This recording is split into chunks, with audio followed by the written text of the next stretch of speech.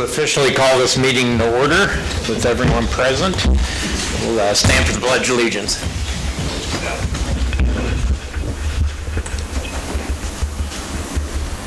I pledge allegiance to the flag of the United States of America and to the republic for which it stands, one nation, under God, indivisible, with liberty and justice for all.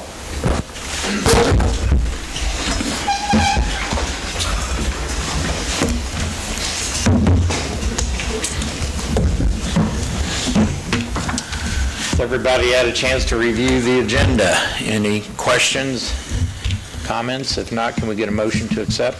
I'll make a motion to approve the agenda. Do we have a second? I'll second. All in favor, aye? Aye. Anyone opposed?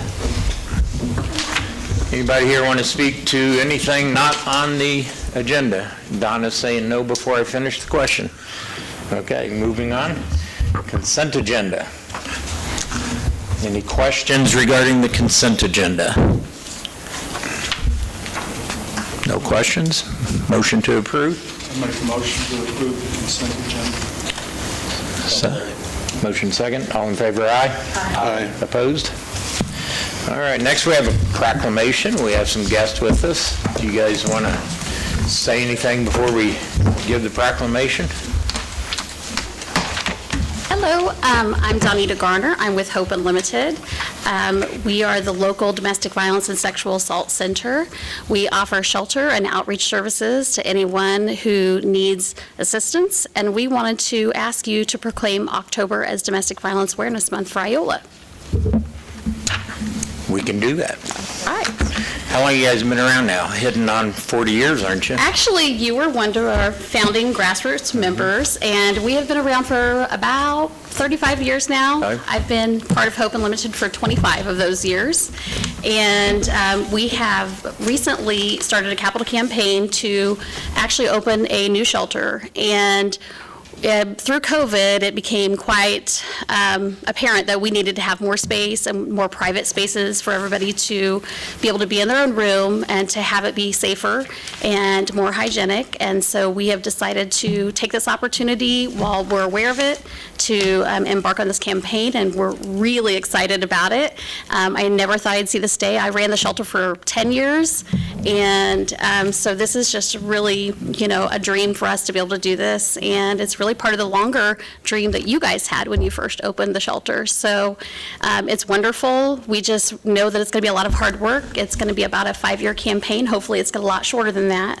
And we really want to have some space for kids to do homework. We know the pandemic brought that up, that we didn't have adequate space for computers and things like that, and to have a therapy room that we can actually have a therapist from the Southeast Kansas Mental Health Center there, and to be able to really provide and make it a very comfortable environment for everyone. So we're really excited, and this is just part of the story of Hope Unlimited.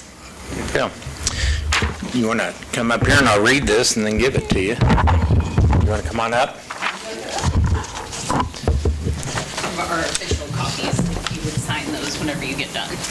Gee, I signed this. Yeah, we can do that.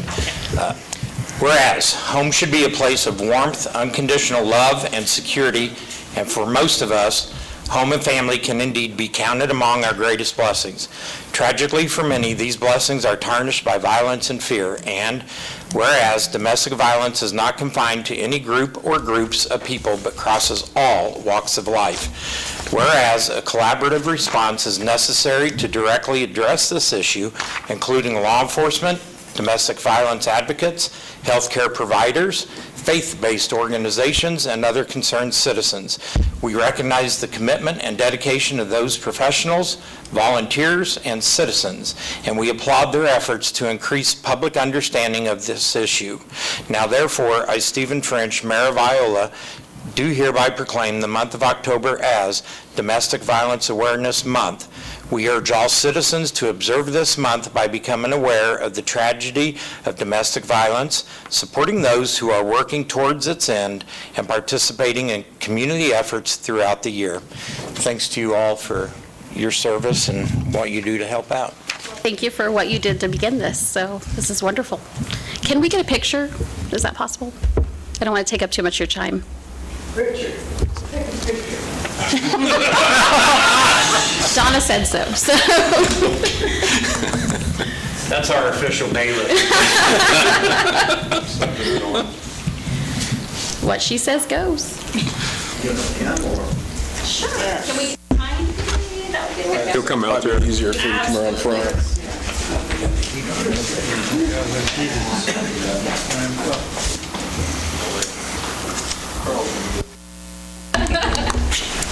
Yeah, gotta get over.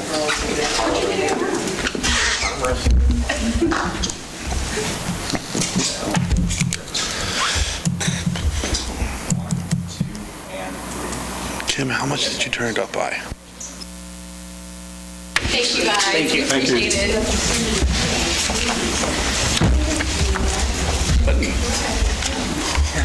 I got a bunch of blubber on me.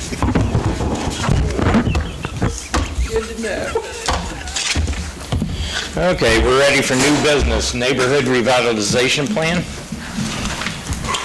Yeah, Mayor, this is brought to you for the public hearing. This is the next step in the renewal process.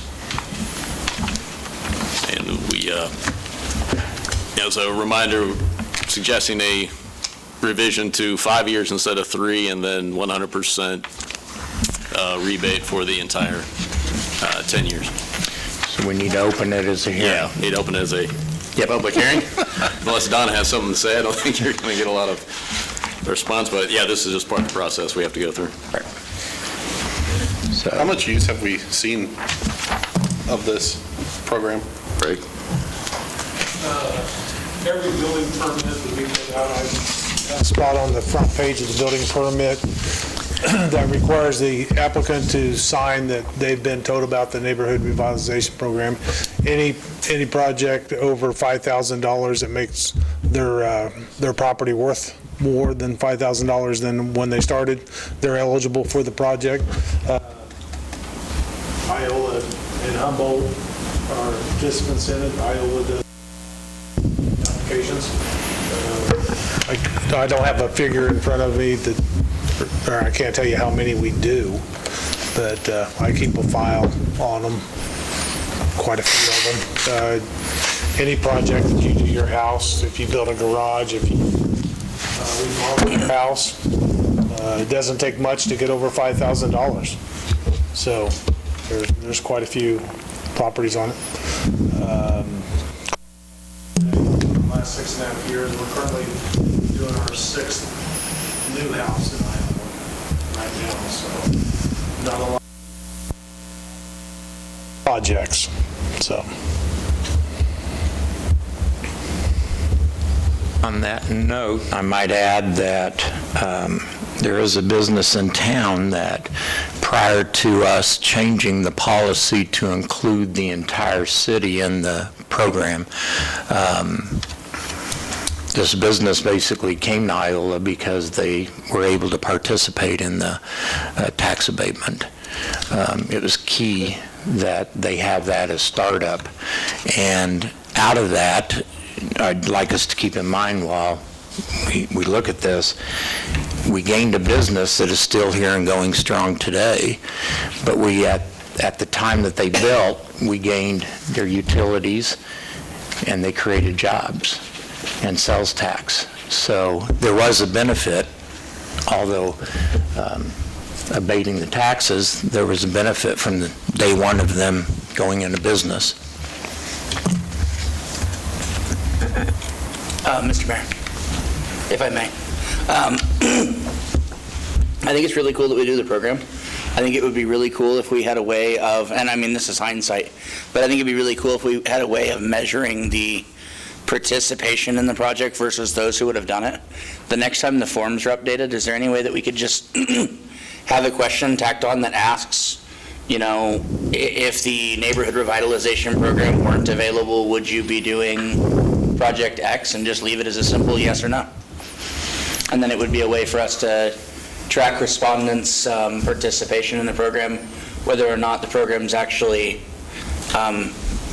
people are doing things because of the program, or they would just naturally be doing them in the program, something that's available. I think I can answer that question without putting something on the form. Okay.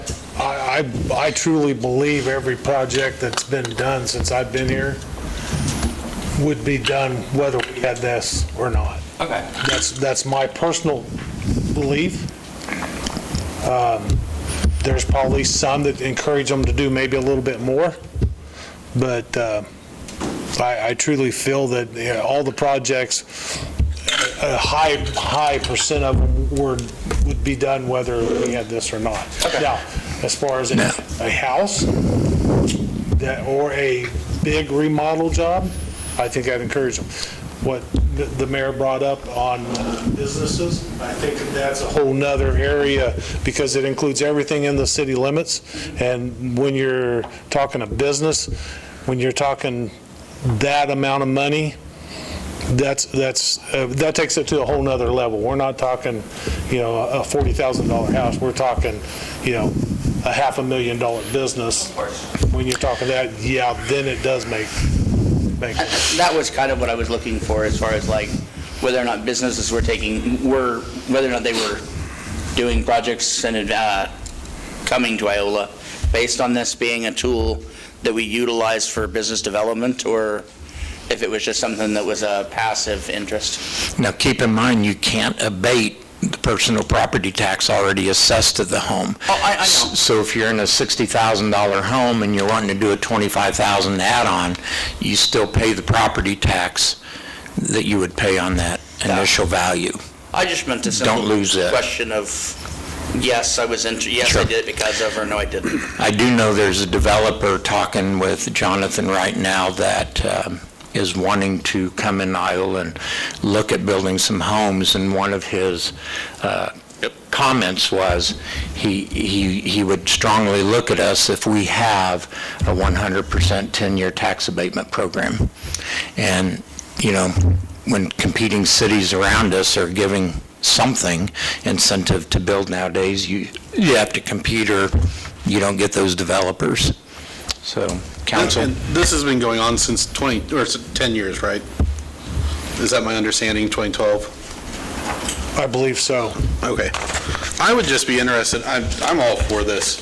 I would just be interested to see like how many projects there have been that have participated in this each year, just to see what the growth has been. Because like you said, it's in the packets when people come to you, but I wonder if we were to publicize it, if more people would be more apt to do it instead of just sitting at home on their couch and thinking, well, I could do this, but I don't have the ability to, kind of defeat their negative thoughts for them. I think the hindrance is not so much the money that they may get rebated back to them, it's having the money for the initial output. That's what keeps people from doing it. I probably take 2 to 3 a month over to the county. So I probably 30 to 40 a month or a year that I'm taking over to the county, which, sometimes, just last week I took 2 over at the same time. So, but I think we can do that. It's just a matter of, if we don't have it within our records, we can go ask the county. They're the one that administers the program. I got them all in drawer. All I Yeah. got to do is Okay. count them. Okay. Yeah, I'll get the numbers, give them to Matt tomorrow.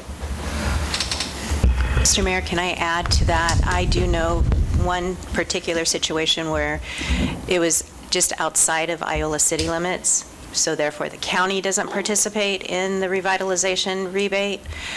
Iola and Humboldt do, and we lost a new build to Humboldt because they were trying to purchase a lot just outside of city limits. So it does make decisions. Carl? I'd like to restate what I did at the last meeting, that I think the current rate of 100% for 5 years and then reduced rate for the next 5 years is an adequate incentive. It does make a statement. This still has to go before the Allen County Commission, ACC, or the Allen Community College Board of Trustees, and the Board of Education. Has this been sent to them to see what their responses are going to be? Well, I've contacted 2, heard from 1. School districts was again, they can't give me a definite yes or no, but Stacy didn't seem to have any issue with it, and I haven't heard back from anyone at the college yet, and then I haven't contacted anyone at the county.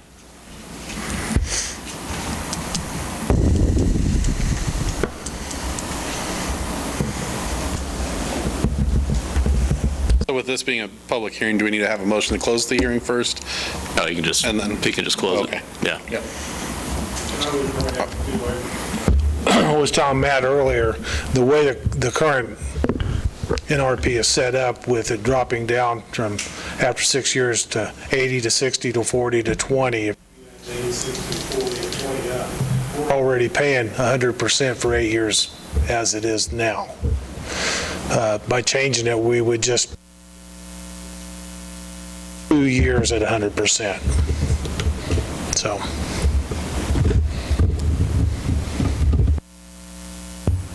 I'll point out, I used this program when I remodeled the building on the square, or I think it was a predecessor at that time when it was only the Iola Square, not the whole city. I couldn't have done it without that. I mean, I barely broke even on the whole project, and, having that property tax abatement really, made it worthwhile. I mean, I didn't take any money out of it, and it let me invest some of this money back into the building. So I think it's a good program. Any other comments? Consider the hearing closed. Do you want a motion? We need a motion. So let me pull that paper out. Mayor, I'll make a motion to approve the renewal of the neighborhood revitalization plan, authorize the necessary signatures, and authorize staff to seek the required interlocal cooperation with the other taxing authorities in the incorporated city limits of Iola. Second. All in favor, aye? Aye. Opposed? And again, my opposition is just that I would rather see the same rates retained. Duly noted. Thank you, council. Accessory structures.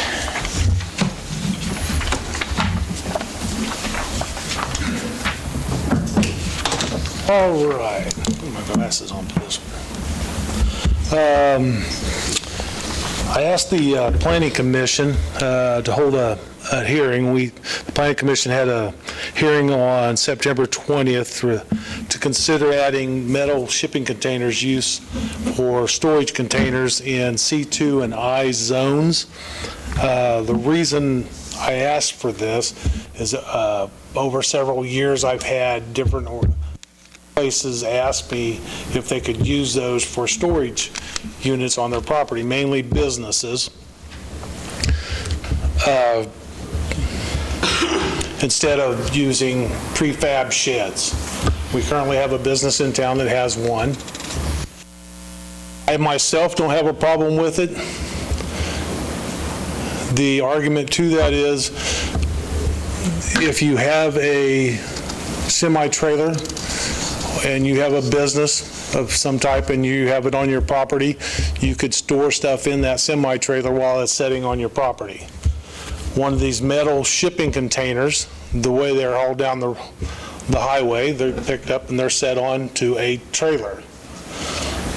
If you take that metal shipping container off of that trailer and set it on your property, that's against code because we don't allow those. But if you pick it up and you put it on the trailer, then it's okay for it to be on your property. I only asked the Planning Commission to consider it because it's been asked of me more than once over the last few years. So the changes I proposed to the Planning Commission, we had a hearing, they voted on it, the 6 members there that and they all unanimously voted to pass it. Basically, the change would be to 16-701 to add under G, one that would say metal shipping containers shall not be used as storage sheds in residential zones. And then at the end of 16-702 to add item M, metal shipping containers will be allowed as storage sheds in C2 general business and I industrial zones. That would be the only areas that these metal shipping containers could be used in these zones. So just a simple request, asking the council to consider that. So just a somewhat weird question relating to this, because I actually have friends who just did this. Residentially, they can't use them as storage, but they could use them to create a residential facility. No. No? Okay. Hold that very question for the next item up. Okay. Okay. That's the next item. I have yeah. friends in another town that have created a home out of storage containers. And I might add to this, well, part of the reason why I'm kind of in support of this, if you drive around Iola, these prefab sheds that everybody's buying, which we're okay with, residential or business zone, those aren't the best built buildings out there. And you can drive all over this town, and after 10 or so years, those things start, if they're not taken care of, they start to decay. And you can go all over this town, and you can see the ones that aren't being taken care of, and they got holes in the roofs, and the siding's falling off, and they just look terrible. These shipping containers, I mean, if you anchored them down, I think I'd like to be in one of them if there was a tornado coming. That's how well they're built. But I don't want one in somebody's yard next door to my house, and I don't want it in the yard next door to your house. People don't want them in town, period. Do you have any concern, and I don't know if you have a requirement, I don't see it in this, a business or two may take advantage of it and clutter what remaining lot they have left with 10, 15, 20 of them? Yes. You have to have so much lot size and clearing and... They still have to get a permit just like they would on any other shed, and I have to approve it. And if I think they're getting out of hand, I'm not going to approve it. And if they think I'm being that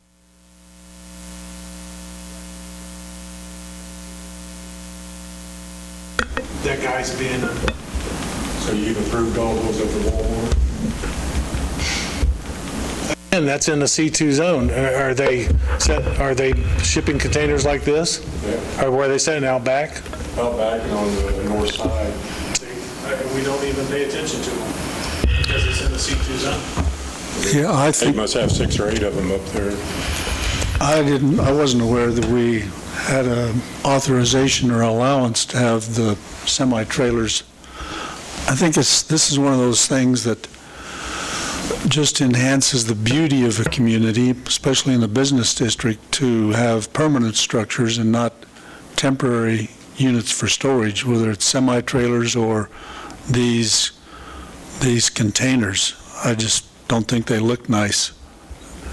And even though they cost less, I think it certainly would enhance the beauty of a business district to have permanent structures. Okay. I'm a little on the fence myself, just because I sit there and think of my commercial property, it butts up against residential, and I've got, a 20 by 30 space left on my lot that I could easily put 1 or 2 of those on, and it would not be attractive. What zone are you in? I think I'm C2, Up at your at the salon. I don't know what it is. So, The industry had them, I mean, Walmart, whatever. I don't want it next door to me. I mean, I see that being okay, but like, for example, my salon, What do we do if somebody hires a company outside to take 2 or 3 of them and cut holes in them for windows and doors and everything, and all they got to do is trailer them in and set them on the foundation of the wall, and you got a home. Again, that's going to be on the next thing that we're going to talk about. Even though container parks and container businesses are really cool and appropriate place. That's on the next docket item. A little food for thought on this, too. I wasn't going to bring it up, but I will add that there are 2 in the city limits that are currently being used on these metal shipping containers. In what sense? In the sense of being used for storage. One at the City of Iola warehouse and one at the City of Iola cemetery.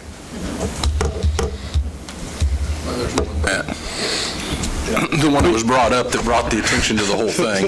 And another, those have been there for a long time. There is currently one at a business that has recently been there, or just recently been put into use.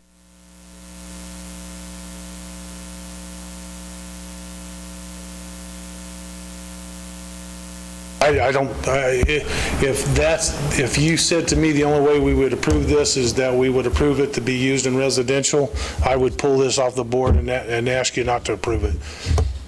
I am against them being used in residential, period. The only way I would agree to that was you would have to put new siding on it and put a roof on it too, to make it look like a garage or a shed.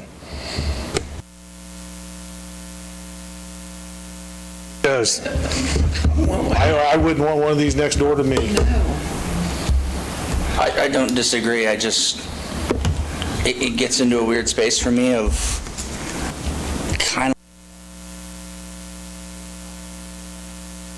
buildings repurposed for other purposes. You know, and maybe I need to change the verbiage that it can only be placed in a C2 or an I zone as long as it's not adjacent to a residential zone. That's what That's easy verbiage to add in there.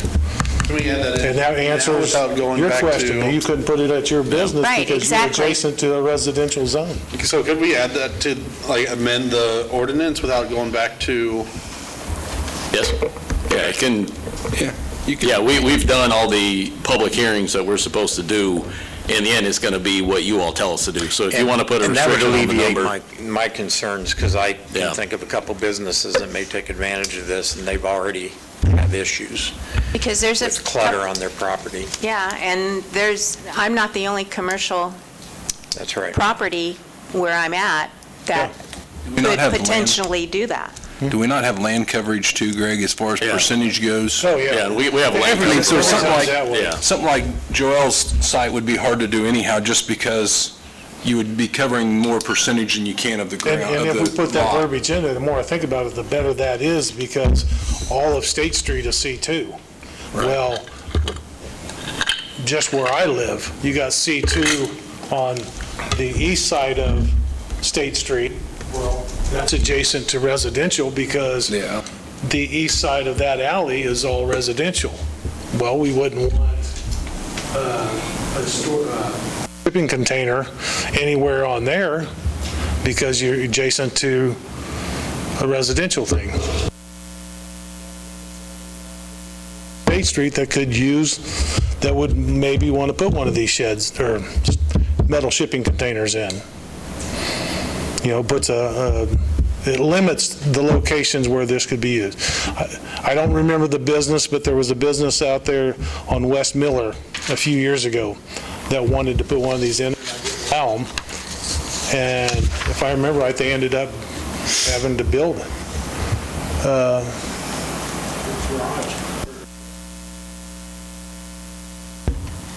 Out there, I don't know that anybody would have cared. I would prefer the limit on it at this time, and if it needs to be revisited down the road, it can always be revisited. I'd rather not have to pull it completely back, so. So when we make, if council is for adding the restriction of next to residential, we just need to make sure that that's in the motion? No, actually, Do we need to make well- that amendment? Well, actually, what we'll do is we'll just get what verbiage you want us to bring back to you, and we'll bring it back at another meeting. Okay. Yeah, I think just, it'll be cleaner to do it that way. Put it on the consent agenda as far as that goes, Yeah. to where you don't have to even really discuss it. We just, you Yeah. know, that's the direction you want, and we'll put it in the ordinance and put it under the consent agenda. Okay, but yeah, what we're going to need is what the verbiage is going to be, almost to the letter, what it is you want it to say. From what I'm hearing, you want a clause in there that it's not adjacent to residential areas, and probably need to define adjacent being sharing the property line. Immediately adjacent Yeah, or something to immediately that adjacent, yeah, nation. sharing the property line. I'll just add that to Alleyway or to the end across the of it. street. I'll just add it to the end of Okay. M. And then is there a restriction on the number? Per, because the stacking's a I would say it's concern, but similar to yard size or lot size, some way come up with computation. Stacking, You if can they're, stack those pretty high. Vision. but if they're not fixing them, Well, I say no, They're not going to want to stack them anyhow. It's going to be too Well- difficult to You move don't them. want to assume that, though. Yeah, true. I'll put in there, no stacking, no more than 2. Because, the lot coverage requirements will still apply, setbacks will still apply. And these are fairly large no- structures, so No You can get them in stacking different over sizes. 2 unless Yeah. they're anchored, because they could be, blown off of one or the other. well, just be no stacking, no more than 2. Do you even need to know more than 2 because your coverage of your lot, I mean, take, for example, Walmart. If we're talking Walmart and they put 5 of them out of there, what's the concern if they put 5 of them out there and they're out of view? They're not putting them out in front.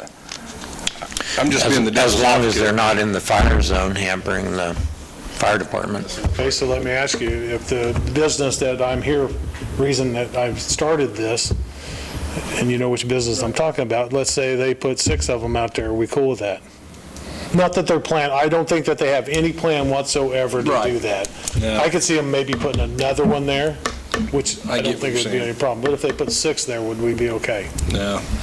Just trying to figure out how we deal with Walmart if they do have 5 or 6 of them out there, because I haven't seen them, but I know of several communities that have just put a nix on semi-trailers for that reason, just so, I mean, the primary target is kind of big box stores. They want to put in semi-trailers to avoid having to build the storage that they need. And if you don't have that, then they can put in as many semi-trailers as they want especially over Christmas time. Like from September on, they'll just have a whole bunch of trailers, and I think it just kind of looks unsightly. This doesn't prevent I agree with you, but I don't see there's any way that we could ever regulate trailers. You could, just by stating that it's not allowed to use them as storage on a site. They have to be, if they're there to unload or offload, fine, but if they're there for permanent storage, they're not permitted. it's hard to enforce. How you gonna say? It's you not gonna that hard inspect to, well, just look at any larger city I or mean, metropolitan area that they don't allow them. It's not that hard to enforce. They get the message right quick. I'm sitting in front of Target in Orange for 4 months in their parking lot while they're remodeling. So See, I think there it's should, right in the front, so. I think that we should distinguish between permanent and temporary, because Walmart could be using it for temporary storage for the holidays, for remodels. I don't know who this other business is, if it's permanent or temporary, but, I mean, I don't have an issue with temporary storage units at like Walmart. I know we've opened up a huge can of worms. It is a humongous can of worms. Who we gonna hire to go around inspecting trailers? And we're also, we've gotten off topic here. I think we need to, let's rein it back into shipping containers. I have one more question. Would we allow temporary use of the shipping containers for storage? And I bring that up with, We have done like that in Cedar the past. Brook. We actually gave a permit to someone for 1 year to use a shipping container on their property so they could use a shipping container while they were doing some work inside their business, and everything was fine. Before the end of the year, they moved the I'm just thinking of like some developers will put a bunch of supplies and tools, That wasn't a problem at all. and then some, That's not, okay. and that's I not mean, uncommon for There's a business construction called site. Pods for that specific Right. purpose. All right. Pods be included in this? It's a shipping container. Well, I'm talking like the companies where they come down and they'll drop off a pod. That's a shipping And you load your stuff container. into it, and Got to have a permit for that, yes. That'd Isn't- be exactly those what metal we're talking sided? about. And they wouldn't be allowed to do that for residential purposes. I think there's a difference between a pod for moving household goods and a pod for permanent storage. This doesn't make that distinction. Same, But I'm for that. it's the Yeah, same thing I as mean, if Walmart having them for temporary or Again, Target we're having getting them for way off, temporary. but if it was a pod that somebody was moving and they come in and they dropped off a pod because somebody was moving, I wouldn't even consider even I bothering. wouldn't even know about it. But the thing is, pods are used for remodeling. I know, Matt, I apologize, we're getting off the topic here. But pods are used for remodeling, and they could feasibly be there for 6 months. Or a year. Yes. So that's when the permit situation comes into play. Well, I would think the permit would come into not doing anything as it sets. They've still got to get a permit to have it set there. Correct? They should. Okay, the pods I'm thinking of are the pods they bring in, they set down, and you're getting ready to move across country. And you load all your stuff up in, and they come There's in a and pick rental it up. And company they that, they're yellow or orangish color with Yeah. pods on the side of it, name. It's a giant metal container. Right, and that's the same They're thing. very expensive. Yeah. And they could feasibly be sitting, you could feasibly be renting them from the pod company for 6 to 12 months for your And remodel. and if they came to me and they said, hey, we got this and we need it because we're doing something inside. I know, but I'm just trying to play devil's advocate I here would, when you've got give somebody them a taking it. permit, a temporary permit, and for X amount of months, and I would okay that. Okay, yeah.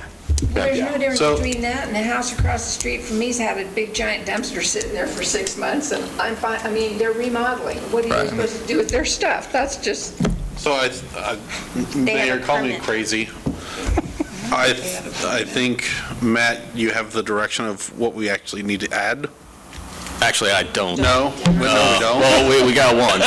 We got the you don't want them adjacent to residential areas. And not- Don't have any direction on the number. If you want there to be a number. Not stacking, Yeah, that needs to be in and there. then no more than 2? I think it needs to be based on the lot size. I think it's based on the lot size because you've already Yeah, got so we- setbacks and amount of square feet Well, then that not need to to- remain. Here's what Not I'm to taking exceed away from the- what I'm hearing. Not adjacent to a residential zone and no stacking.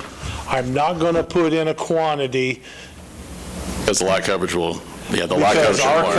code, Yeah. our coverage covers that. If I think it's out of hand and somebody is getting crazy with the number they want, I'm just not going to approve it. And if they think I'm not being fair to them, they can come talk to you guys. How's that? I apologize. I really thought No, this I'm was an good easy with one. that. I'm good with that. Council, we okay with that? If so, we'll table it and We'll bring it. So, we'll bring it back. no more. Okay, no motion. Thank you. Don't sit down yet. Minimum housing. Okay, this is another one that I didn't have to go to the planning commission on. This is something that's come up in my office several times over the last few years. Our code never had anything in it that specifically addressed minimum house size. Our code, we have adopted the International Residential Code and Building Code. International Residential Code does have in it minimum room sizes that are required, but it doesn't have an overall house size. When you're building a house, it does have boarding rooms and stuff like that, but it doesn't have a minimum size for houses. I'm continually always getting asked that. I tell people that the minimum house size is 600 square feet. I've based that off of other cities because they have it in their code. Chanute has it in their code that their minimum house size is 600 square feet. It's never been in our code, so I'm asking to put that so that the council has a visual of it. If you take from the whole kitchen, and if you take this wall all the way over to this one,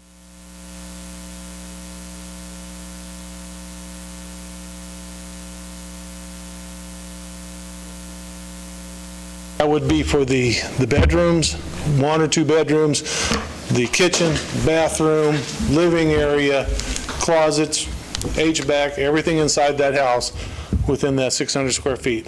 I don't believe that we want houses any smaller than that in the city. Tiny houses, if somebody wants to build a tiny house. Again, a tiny house like what you see on TV is nothing more than a house built on a flatbed trailer. That is an RV.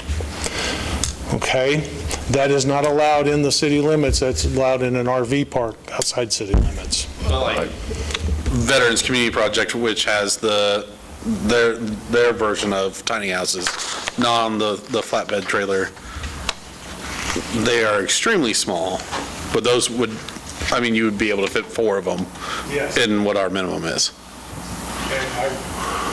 That's why I try to express to people, there's a difference in what a tiny house is on TV and a small house. You're talking about, it's a house, but it's just a small house. Yeah, what they have is a bedroom, a bathroom, and that's it. Yeah. I literally just had a gentleman come to me a week and a half ago, wanted to know if it was going to be okay if he could build a house, 300 square feet, no walls in it, and a bathroom in it, and no walls around the bathroom, completely open. No. You have to have walls around your bathroom. Only a guy would ask that. So these will allow, so we will allow for tiny houses. If they build it on, if it's on a foundation, this really wouldn't apply then? No.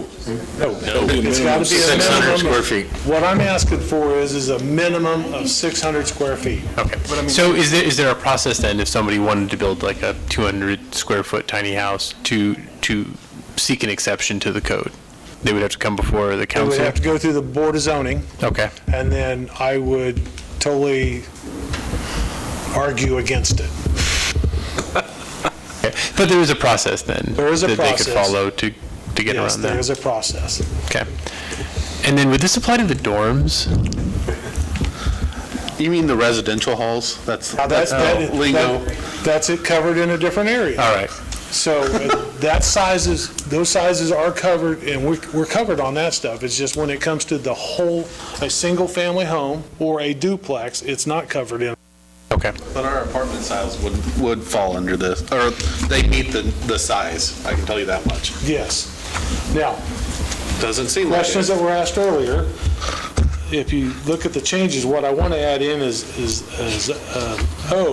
minimum house size. Every residential dwelling in each section of a multiplex shall have a minimum of 600 square feet of living space. Underneath that, 1, metal shipping containers, accessory structures designed as utility sheds, aircraft bodies, buses, rail cars, and campers shall not be permitted as residential structures. Probably doesn't cover everything that somebody might want to try to build into a house, but it was a good start, and So water towers are okay? as long as the council approves it, and I don't have to go up in it, I don't care. Roxanne said she'd go up there. Oh, I don't mind going up there. I'll do the inspections, I like it. And I have seen shipping containers made into houses, and I think they look very cool, and they are very strong structures. I don't think that's something we want. You know, if you want to have land out in the country and want to build one,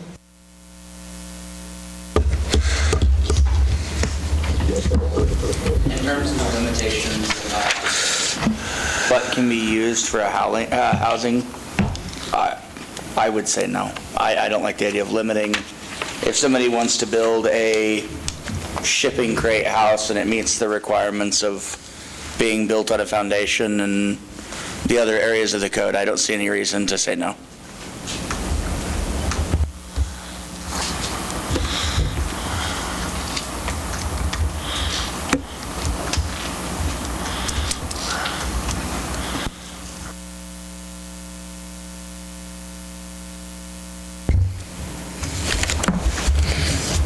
I will answer that this way. I get questioned all the time about people taking these prefab sheds and making those into homes. And if you look at drawings on these prefab sheds, the engineers, the design people that design these prefab sheds put right on their drawings, not recommended for residential structures. The people that designed them put that on there. So,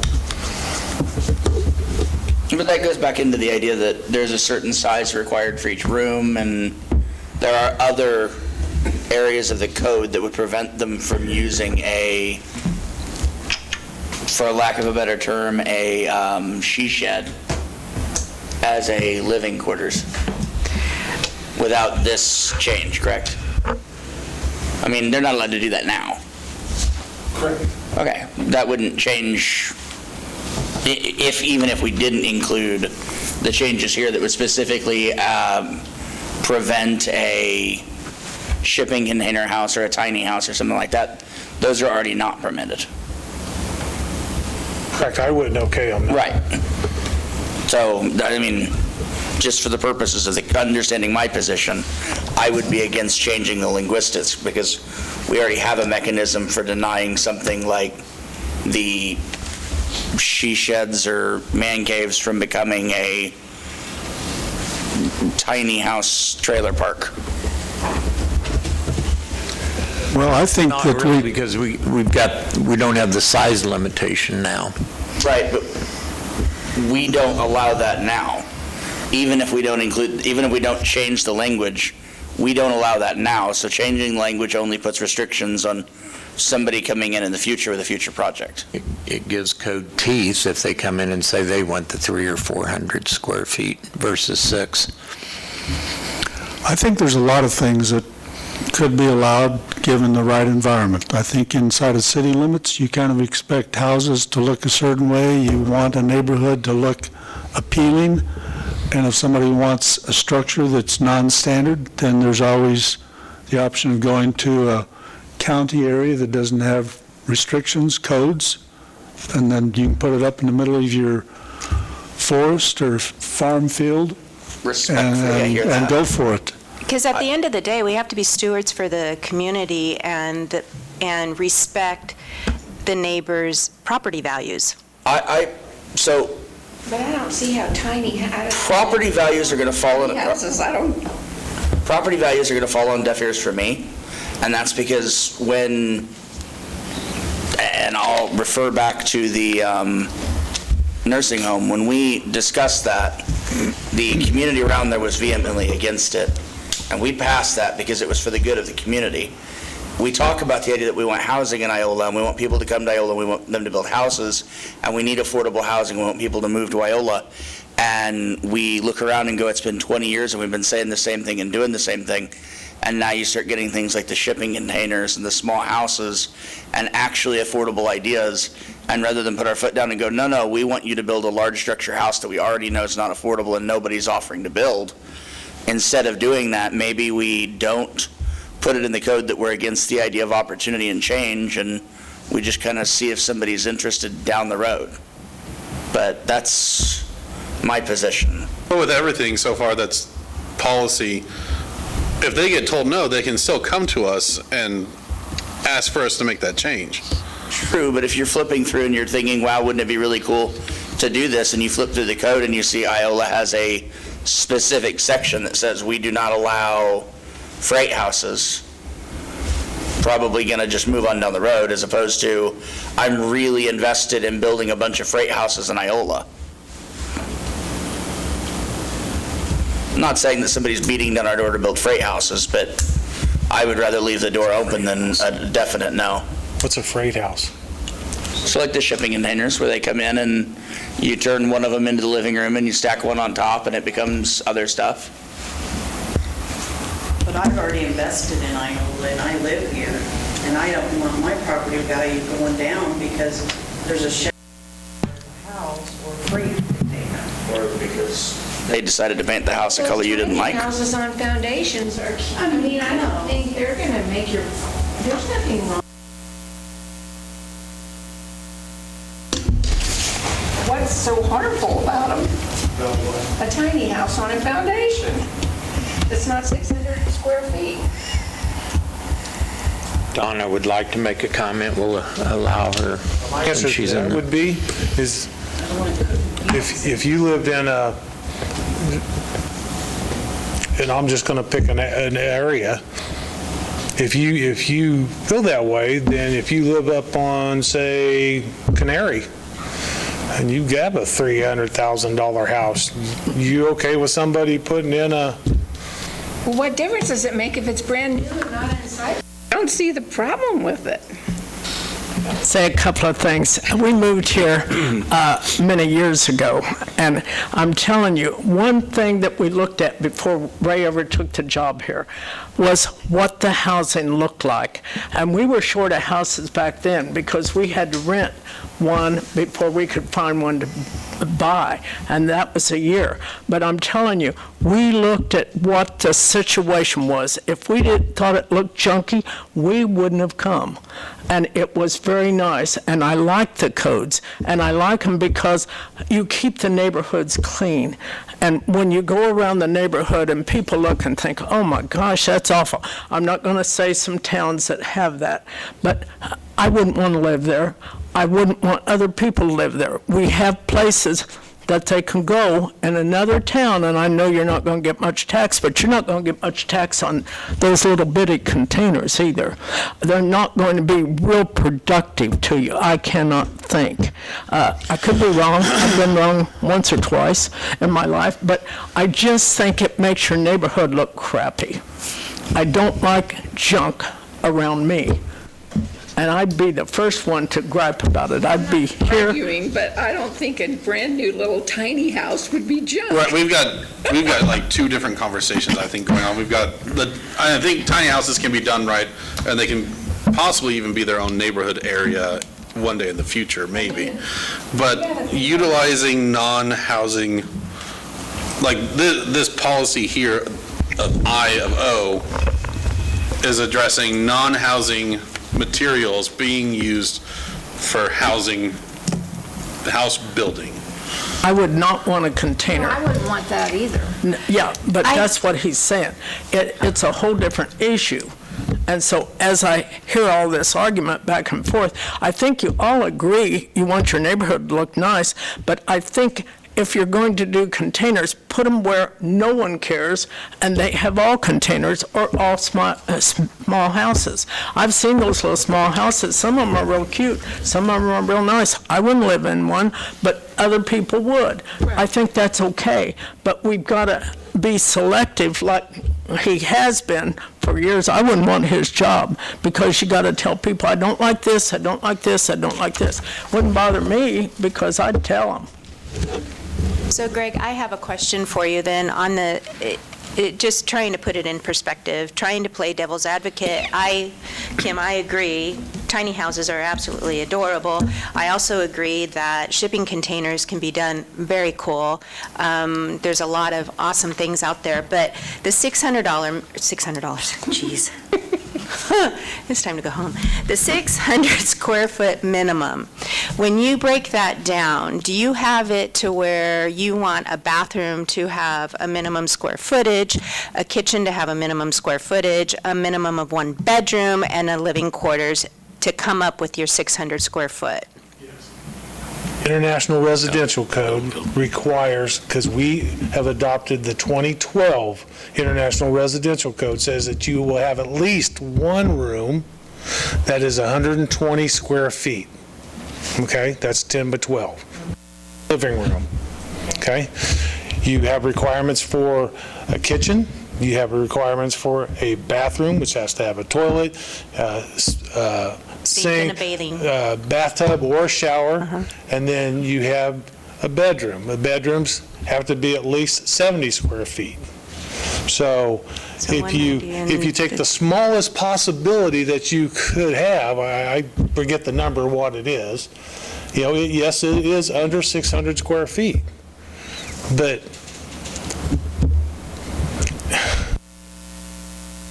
I don't think I don't think we want that. My opinion is, Well, it's not a matter of, I don't know, Well, I mean, what's in the code, if it meets the code, then he has to approve it, right? It's in the code. Yeah. I can't turn it This, down. this would require them to come before us, where we get to decide, is this really right for this community, or for this neighborhood, you want to build it, and we can look at the specifics, right? Yeah, no, and I come to you understand guys. all of that. Well, it would go It to, would go to the Board of Zoning Yeah, go Appeals, BZA. and that's appealable to district court, not to you guys. okay. That board is official. Yeah, I was just Right. trying to play devil's advocate on the 600 square foot minimum, trying to, yeah, you know, see the other side of it. I personally agree with what you're presenting to us, but I was trying to play devil's advocate on the 600 square foot minimum and see where that was, so. All right, thank sorry you. to interrupt. No, you're fine. You're So, fine. so it goes to the zoning board, and the zoning board may or may not decide to exempt it from the code as it's approved by us. Correct. It's up to them, and whatever determination they make is final. It would not come back to you guys. Okay. Now, the only option is if it would be against what the city staff proposes, we could appeal it to district court, or the landowner or the applicant could as well. Yep, so there is a process where Right, there's an appeal the exceptions process. can be made for that. Right. Okay. But it's going to go to district court, not to the governing body. Is this in conflict with age, the floor area? Because one area says each dwelling unit shall contain No, 150 square feet. No, that's if you have, like, dormitories and stuff, you know, or motel rooms and stuff like that. That's what that's for. Yes, Nick, the 150. Sometimes it's really close. My college had to have dormers put in the dorms to create enough square footage, because it didn't meet code. There's height requirements. You can't, if your ceiling's less than 7 feet, you can't count the floor space for that area. You know, and if your ceiling's at an angle, you can only count a certain percent of the floor space underneath that. Yeah, so I mean, there's a lot to consider on that. But Need a motion on this? Mayor, I'll move to approve ordinance 3512, adding a minimum house size and restrictions on structures allowed to be used for residential living. Second. Motion second, all in favor, aye? Aye. Anyone opposed? Nick and Kim. Thanks, everyone. COLA?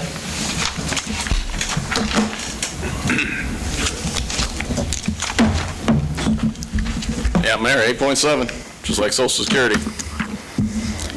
We have the money to absorb it within the 2023 budget, and you can approve whatever number you want, but again, if you don't approve around that 8.7, the pay scale gets all out of whack. And it was out of whack for a lot of years. Yeah. You have an idea of, you mentioned here that you had a 12% potential increase for insurance expenses. What was that dollar amount versus how much is it going to cost us for 8.7% for the COLA? But the insurance. Sure, that'd be 92,000 across all funds? Right. Yeah. 92,000, you said? Yeah, the number's 92 across all funds. The number's 92 for the increase, right? Right. That's, I That's- can't remember what that's the the above, above 12% what the Carl 12. fell out to be. It doesn't cover the whole 92, the 12% doesn't. But like Matt said, we can absorb that through the budget in 2023. That whole insurance 12% won't cover the whole pay increase is what I'm saying. Yeah, that's where the absorption comes in. It's going to cost some money, but we can absorb it. Biggest hit will be the general fund, and it can absorb it. It's been, 3 years since we did a pay evaluation? Well, It's been less than 3 years. no, you did a big adjustment before I got here. That was the, We did the electric lineman in one part of the year, and then we turned around and we did the rest of the staff, because they were all behind as well. And that's why I put the statement in there. That's the biggest concern I have, is not not trying to stay with what it is, if we fall behind again, here we are in another wage adjustment trying to do it and pick up all the pieces again. But that's, like Matt said, certainly up to you guys. It's easier to stay current. I would be in favor of the 8.7, but just out of curiosity, do we know where we are? And I know, like you said, we just did a big wage update, but do we know where we are competitively with the other communities around us? I mean... Well, I think again, I wasn't here for it, but my assumption was, and Corey, jump in if I get this wrong, the wage adjustments was done as part of a study, and similar cities with by similar, I mean size of number of employees were in the 120 range, and the wage adjustment was brought up to about the middle of those. We're not paying the most, but we're definitely not paying the least. And I can tell you just from my time here, I think we pay our employees more than fair, and I think we're competitive. So I don't see a need to make any kind of another wage study and salary adjustment schedule. I think the schedule's fine, and I think you keep it fine if you keep the social or the COLA in line with Social Security. Yeah, I don't have any issues with what we compensate our employees. Do we still do, like looking at this, do we still do merit also? Right, it'd be included in the longevity, step. and then COLA. Yep. What you do, Josiah, is we set that midpoint, and we'll adjust it by the 8.7, and then essentially, if I'm in step 5, I go to step 6. There's a small percentage depending on what part of the scale you're in. It starts from, I think, 3% and goes down to 1.5 or something down at the other end. So, but yeah, that's figured into this as well. If you value your employees, you need to give them what the increase is every year.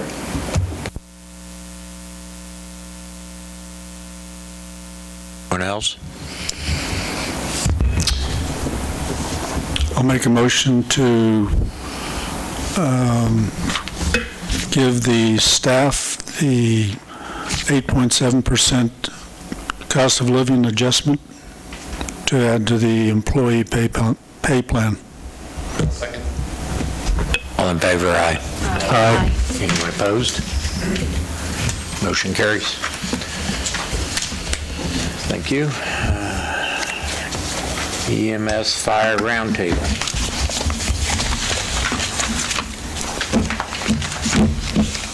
Let me grab my sheet here. The last meeting, it was, the direction was to split the service. Now we have to pay for it. And the information you have in front of you, we talked about this last meeting, a fully staffed operation for EMS is going to cost about $1.945 million. Currently, the county, by current, I mean 2022, the county gives us a $1.65 million stipend. The 2.5% escalator kicks in for 2023, and that yields us 1.691. And then you can see with the bullets there, the remaining 3 years as well. So there is a gap there. And the direction that we need is if we want to continue on with the current contract and provide the service as a separate entity, or do we want to renegotiate the contract to more closely reflect the cost? I guess that's the discussion and any kind of direction we're going to need tonight. I would say let's renegotiate, because I think that there's some areas of the contract that the county commission would like to see addressed, whether that's representation at meetings, reports and things like that. And I think that by getting back together, we can maybe review where the costs are and come up with something that's more beneficial to the county and the city.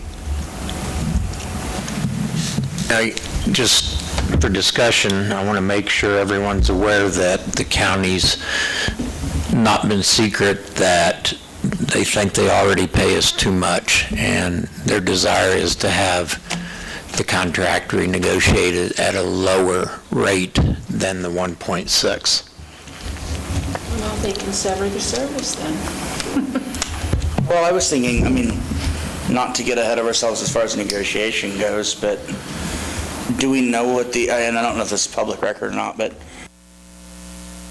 revenue for 2022 is expected to be on the EMS as far as the runs go? Public record, yeah, what we know is what we see in the paper, the county, I guess, unless anyone else has any other public knowledge, what I know is what I see in the quarterly reports that are in, and what has been stated publicly at meetings. And jump in if I get this wrong, I think they're a few months behind. They being the county's a few months behind in the run revenue from their third-party administrator on that. Okay, I'm trying to go from memories. I noticed that it was a deficit. It was a sizable difference between expenses to revenue, and the fund balance was in the negatives. I don't know the... I don't recall it either. Yeah, for some reason, 400,000. 420,000 in the negative popped into my head, and I don't... Again, what we just see the black and white of the numbers. That's in the paper. So but I do think we go back and we look at those. There's a definite discrepancy between expenses to revenue, and then again they stated at a meeting in a not too distant past that 2-3 months behind in terms of run revenue from the third party administrator. The last meeting I watched, they had reports was July on revenue. Okay. And that time that they're behind reflects an increase in transfers, so that's quite a bit additional expenses that they haven't been reimbursed for. They're running about $70,000 a month less than what they did the year before. They didn't know why that was. When it was done internally. Difference between the internal, okay. Well, they've asked the, Yeah, no, I don't know the percentage that they keep. I know when we were discussing this, it was about this time last year, doing it in city, it was 8%. 8% was the third party. They just took 8% off the top.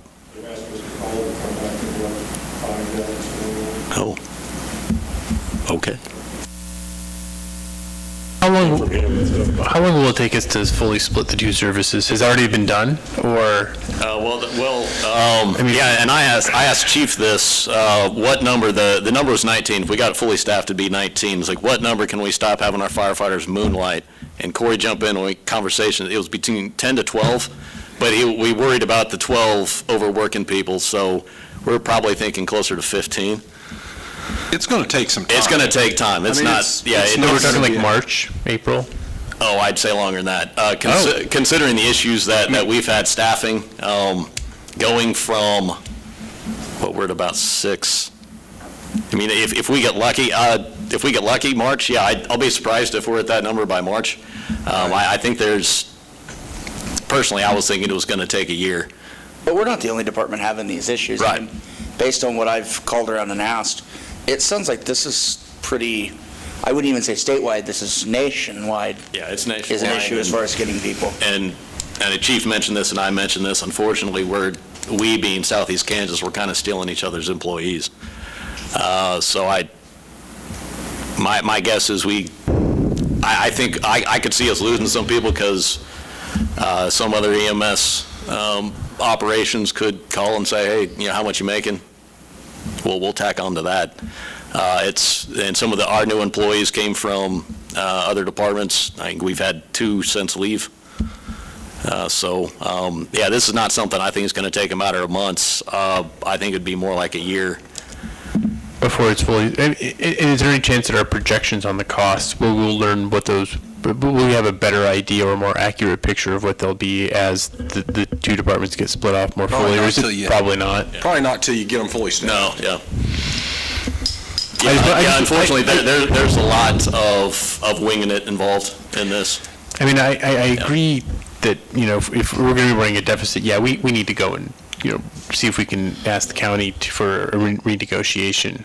But the other part of that is that do we really know what that's going to look like just yet? Or should we wait until we have a better picture of that and then Yeah. seek And that. I- I don't know what that number is. Is that like first quarter, second quarter of next year? Because it's like hard to ask for more money when you don't Nick, I really can't- know. I'm sorry, but I can't accurately answer that. Okay. And that's why I said in our communication that we thought we could probably soldier on for a year at 1691, but I was uncomfortable saying anything further than that. Okay. It makes me uncomfortable asking, to renegotiate a contract that was very difficult, I understand, to get in the first place, when we don't really know what we're asking for and what those numbers are going to be. We have projections, and I think you guys are pretty good, but I'd rather see some more definite numbers. I think the projections are good based on the number of employees you have. Okay. I don't think it's going to fluctuate that much, but it's going to fluctuate till we get there. Yeah. I mean, Yeah. because we won't have 16 or 18 EMS guys for a while. But I think the dollars are going to be pretty close. What are we looking at as far as,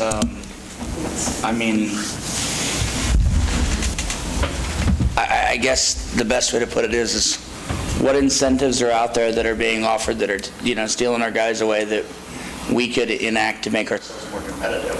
And I'll use the one that was brought up to me pretty consistently. I've got a couple of friends that are in the EMS, and all of them said that our on-call policy was, that doesn't happen in other places, and they all listed that as one of the reasons that Allen County has a hard time finding. Well, and that was one of the reasons we thought splitting the service was the right move, because we can get rid of call by doing that. Right.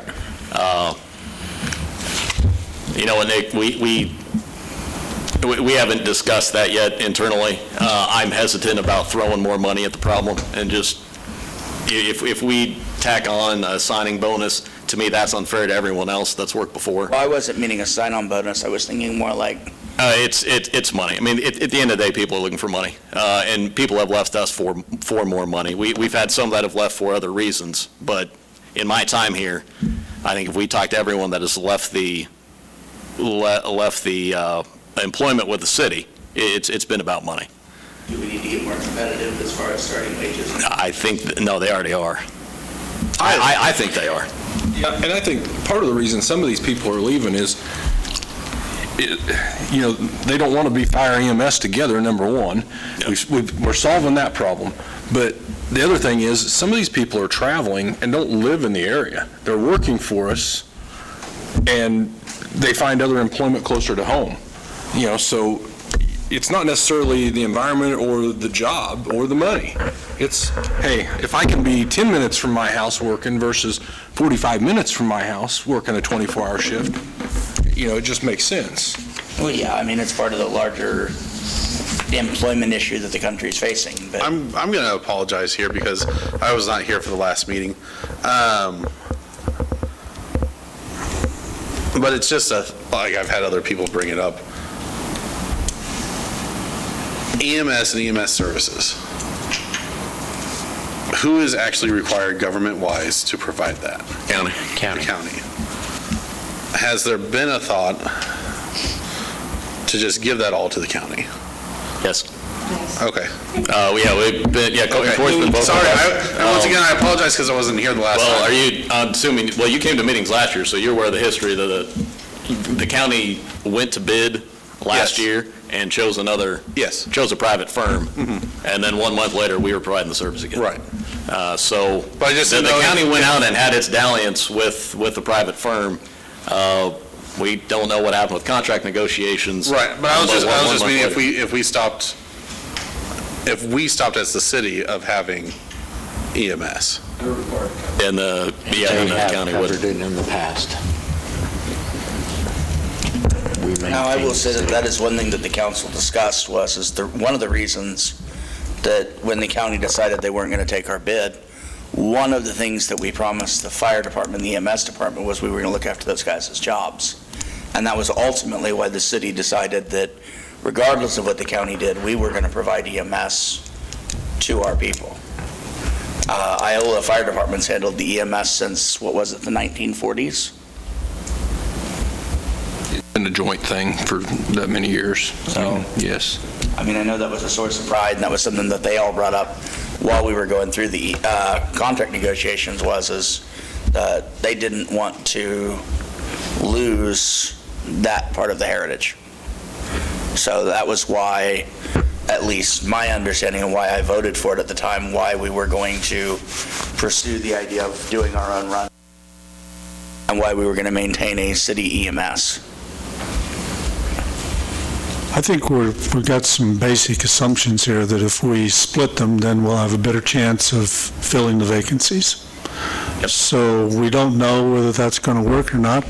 We do know that the cost projections show that we're going to have separate services that would cost us X number of dollars.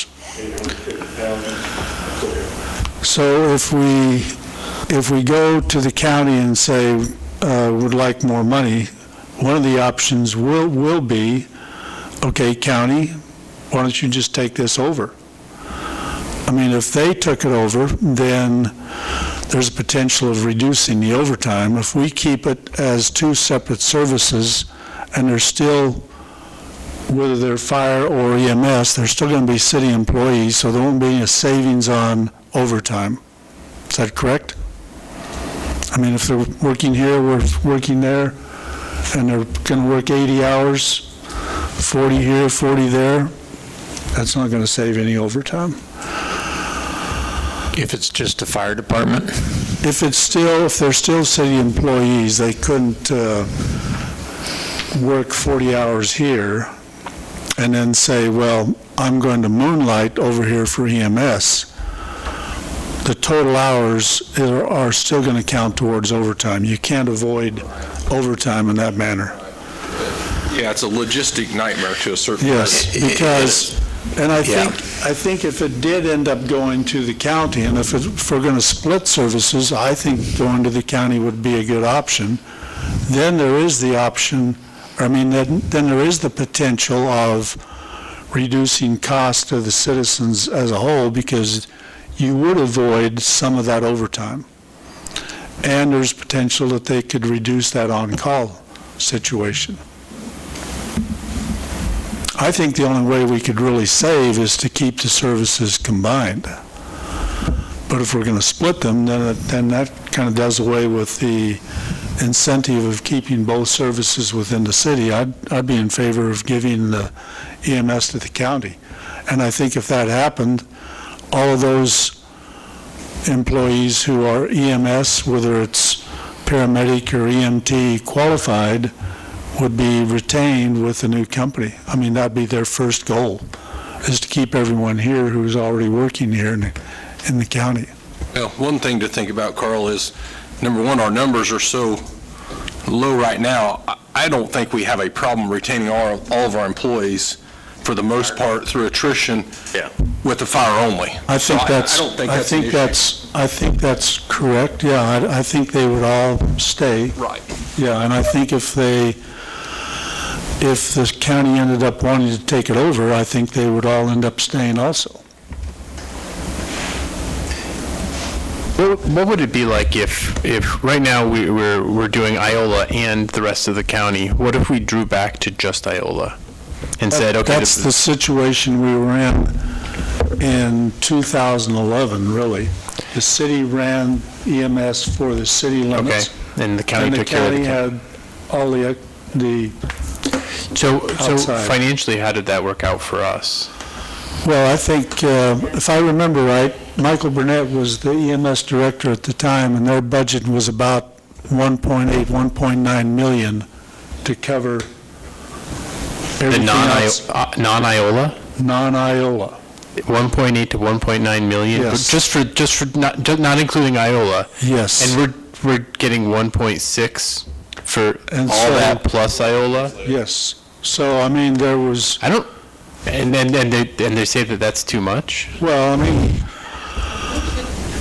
I mean, if you look at past history, you'd say, well, how could an outside agency do the whole county for 1.4, 1.5, or even 1.6? I think they're dreaming. Okay. The realities are, I mean, I think the numbers that the staff has presented to us in terms of cost of running a separate service are pretty accurate.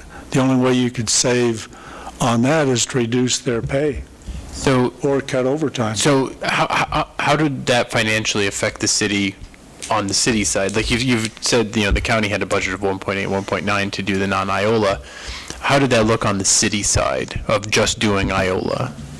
Did we do okay? Do we break even? Do we lose money? It's never a break-even situation. It's kind of like the pool.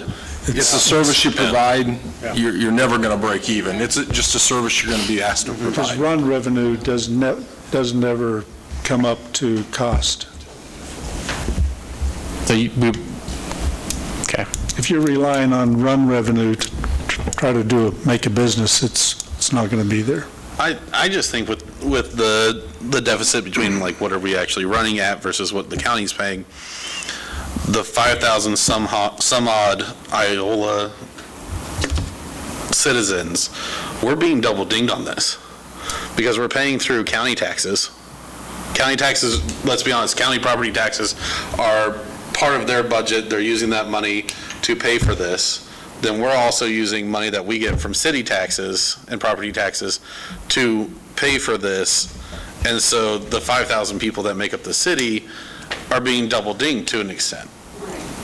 And that's why I ask about why not just give EMS completely to the county, then everybody's paying their fair share.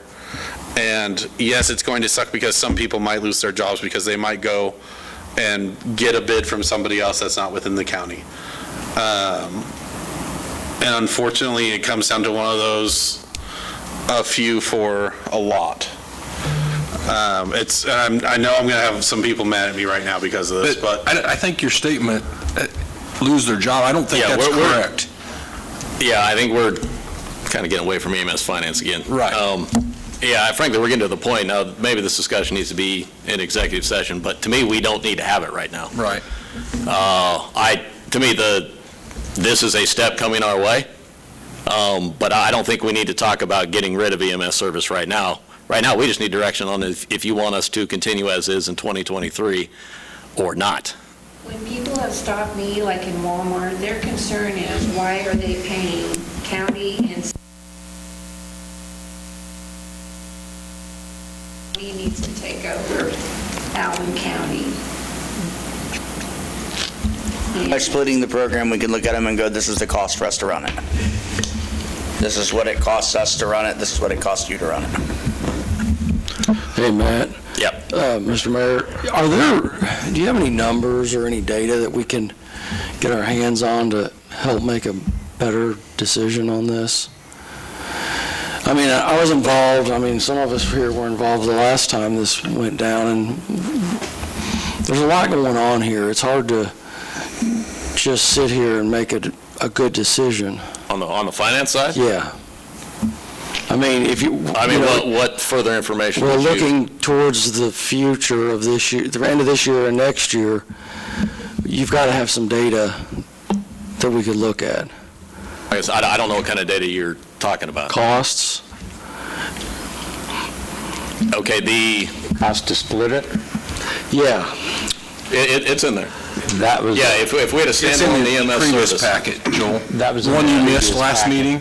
It was in that packet. Okay, and I apologize. And that cost, EMS standalone, $1.945 million. It's That's a mock-up. fully staffed. It was a mock-up budget sheet. Yeah. Okay, so that's separate Correct. and together. You want to look at it? Correct. I've got my copy. I'll look at it. Okay.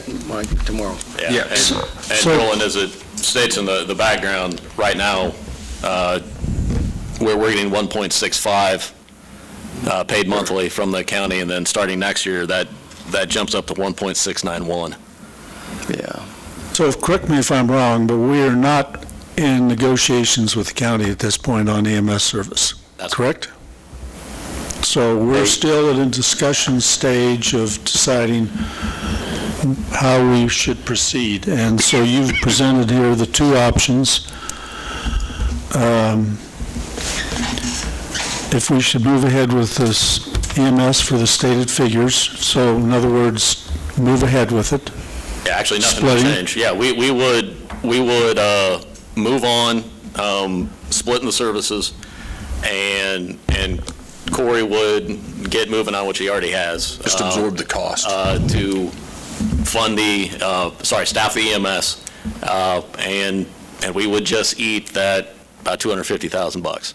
So my recommendation would be attempt to renegotiate the MS contract with also the potential that the county would want to take over EMS and we would divest ourselves of that service and only run fire.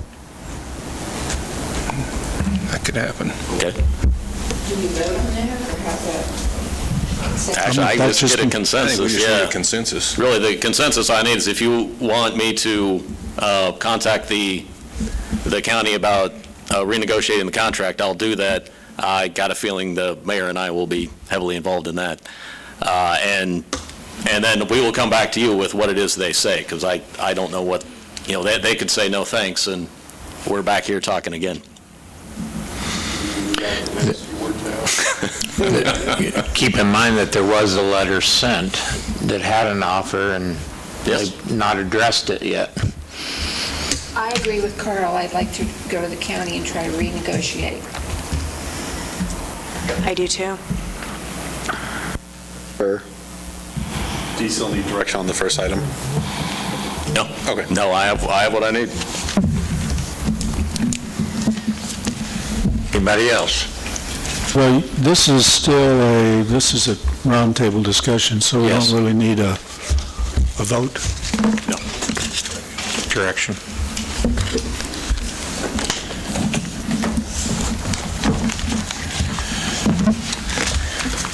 All right, we're ready for council and administrator reports. We'll start over here. Mr. Happy Nick. Thanksgiving, happy Thanksgiving, but happy Halloween. Watch out for kids.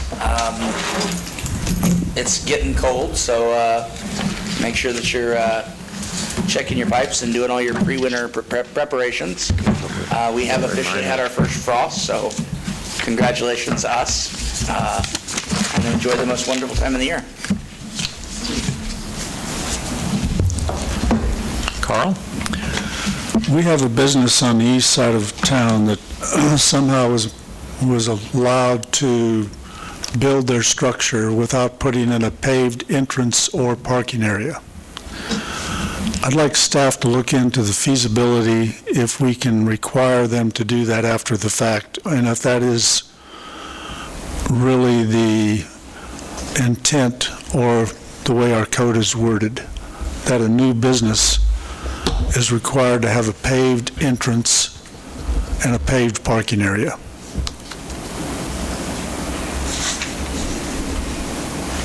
Just come back with how you interpret our current code. Okay. And if it is clear, or if it's not worded properly, if there's a way we can go back and require them, or see if they will willingly put in their paved entrance and parking area. That's all I have. Nick? I have nothing. Mark? Just want to say thanks to the city. They did a heck of a good job on it. That it? First, I want to apologize to you all and to my constituents just for missing last meeting, because I take a lot of pride being in this spot, and so I was not happy that I wasn't able to make it to the meeting this last time, but unfortunately, sometimes work comes first. Also, happy birthday, Corey. That way it's in the minutes. The league conference I went to, that was at the beginning of the month, I think. Next year, I'd like to see more people go if you're able to. There's a lot of great information there. It was good to network with individuals in our positions at other cities and communities, and just learning about them, whether they're as big as Lawrence or as small as as small as us or smaller, as small as where I came from beforehand. But it's just good to get a lot of information from people, see what they're doing. I think there's a few things that I learned there that I'd like to possibly look into bringing here. Roxanne and I, we talked just a little bit about it. But it's a great opportunity just to network and see the successes that are going on, more than just what's in the magazine that they send out. Also for you all, just some information that comes from my position at the college. So we had one of our activities, the elevator pitch for the students. And the reason I'm bringing this up is because we've had such an outpouring of support from the Iola community businesses. We have 30 sponsors, and more than half, I think, come from the Iola community of community businesses. But we had 10 students participate. It was a really great opportunity. 2 of the 3 winners are from Allen County, and so it was good to see young people with business ideas taking part in that. Matt heard a longer spiel this morning at a different meeting. And then I think you all should be receiving an invite for a SCOT analysis for the college. So hopefully you'll be there. If you're there, we might be at quorum, depending on how many people show up. So I don't know, when is it? That's November 30th. Yeah, as long, if We've got a meetings majority of set you up. show up, that's a meeting. But as long as no decisions are made, Yeah. that's fine. It's just information gathering for the institution. And other than that, congratulations to Toby on 29 years. 29 years is a long time, almost as long as I've been alive. Almost. That makes me feel good. Good deal. Joe? Hey, I've just got one thing. I've been hearing some stories about kids trying to cross 54 to go to school. And some of the stories were relayed to me in a pretty urgent manner. So I don't know how we can help kids get across 54, but I think we need to look into this earnestly and pretty quick. Kentucky, or is it anywhere along 54? Kids coming from south of the grocery store, and that S-curve is a bad area anyway, because you can't, the driver doesn't see where he's headed. On that note, my experience has been it's not just related to the location of the new school. I mentioned before that my daughter going to junior high, straight up my road, looking at the front of the junior high building, we would stand there 5-10 minutes waiting for traffic to stop. And you finally start easing out, and some of the worst violators were school buses. And once they noticed us standing in the middle of the road, the driver looks the opposite way and they whiz on through. And I notice it downtown too, that drivers need to remember that the law clearly states that you stop for pedestrian traffic and you wait until they step off the curb and you don't move till they're on the next curve. And quite often people will even start going while they're still in the lane or they're in the roadway. I don't know if it's more enforcement. I wonder too if it would help. I forget where I was, but some city had little LED lights around their crossing signs, and it just put a focus on, oh, there's a crossing and there may be people in the area, especially with it dark out right now. So I agree with you that we've had a crossing issue for some time now, and we got lucky with that one child that was hit.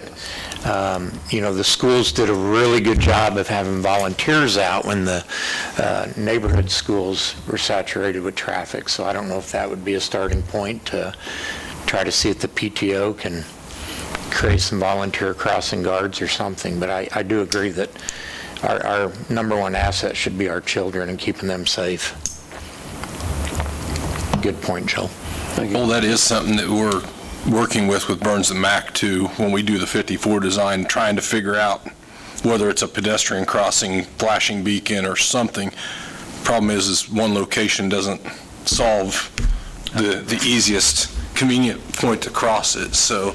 That's true. It is That's something true. we're looking into as far as the design of that highway. Is there something we could do in the meantime? I mean, could we put a crosswalk in there, just painted on the road? And we did it at, I'll probably get this wrong, but I want to say it was Oak Street that we put a crossing in. We actually went in and put 2 curb cuts in and painted a crosswalk. Yes. Was it Oak? How long ago was that? And that's, That's Aaron. Is that Aaron? yes. Yeah, but it's not on Aaron's side, it's on the east side of the intersection. And we put that in, gosh, 2 years ago, it's probably been longer than I think. I'll have to look, but we didn't have it had originally crossed on the other side of the street, but there were some elevation issues to put a handicap ramp in to paint the crosswalk. So we put the handicap ramp in on the other side and then painted the crosswalk to make it ADA compliant. I'll look back, Dan was here, so it's been at least... I think it's been more than 5. No. I can look back and let you guys know, but, we did try to get a defined crossing point, but there again, they're only as good as the use and, Yeah, they've got to be in locations where people, especially kids, tend to go, which is the shortest distance. Right. I don't know if we need to think about doing like a campaign to bring awareness to kids, because, going to school, they got a new school to go to. You're going to see kids in locations you didn't in the past. Right. Just to kind of bring that up.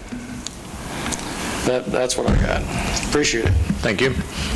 Kim? I want to thank Toby Ross for his 29 years of service and wish Corey a happy 60th birthday. 60? How about 50 next year? Yeah, happy birthday, Corey. Sorry we kept you so late. And Toby, but as well as William and Travis. Longevity speaks volumes. And I don't know if maybe with the schools, I know that maybe some retirees might be able to volunteer as crossing guards. I know at the neighborhood schools, it was usually the paras that did it, but I know a lot of retirees that might sign up for the job, especially when the weather is nice. But yeah, we need to coordinate with maybe PD and try to get with the resource officer and try to get something. And that's all I have. I'd like to point out, if no one noticed, or if you haven't been, the school is having another open house, come and go, self-guided tour tomorrow from 4 to 7:30. So if you haven't had a chance to see the new school, it's a good opportunity to do so. Corey, you have anything for us? Just one thing, guys. The November 28th meeting, Matt and I was visiting this afternoon. I know it's a little ways out, but I'm concerned that we might not have a quorum being that close to Thanksgiving. So if you guys would look at your calendars and see if you're going to be here. If we're going to have a quorum, that's fine. And there's nothing really tentatively big items on that agenda yet. So we could certainly either not have it, but I want to prepare for the appropriations at the next meeting if not. So if you guys could look at your calendar, just let me know. You won't be here? Okay, I probably won't down. either. I'll be here. I'll be here. I'm not going to call. So, We'll have a quorum if nothing happens. if nothing happens. That's entirely up to you guys. We can cancel it if they, can we not, Roxanne? I'm just worried about budget amendments. Oh, okay. Well, I guess we plan to have it okay. All else fails, we could have a special if we have to. Okay, that's all I've got there. Nothing, sir. Roxanne? Just the city picnic, I think we've all signed. This is Thursday, and employees are grateful for that. I would get together, so I think that would be fine. Good deal. Oh, and remember, December 1st, we're going to no longer take phone calls for payments over the phone. To be working, we've got a lot of interest, so I think it's working okay. Good. We have a motion to adjourn. I make a motion to adjourn. Second. All in favor, aye. Opposed?